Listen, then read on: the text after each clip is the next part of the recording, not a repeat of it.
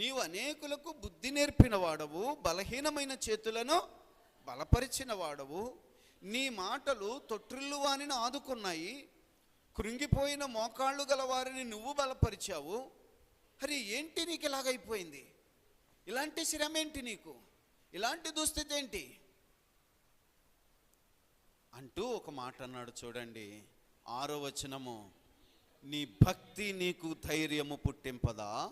నీ యథార్థ ప్రవర్తన నీ నిరీక్షణకు ఆధారము కాదా? ఒకసారి ఆలోచన చేయాలి ఈ మాట. ఏమంటున్నాడు? అరే నువ్వేంటి ఇలాగైపోయావేంటి? నీ భక్తిలో ఏమైనా లోపం ఉందా? నువ్వు చాలా భక్తిపరుడువు కదా.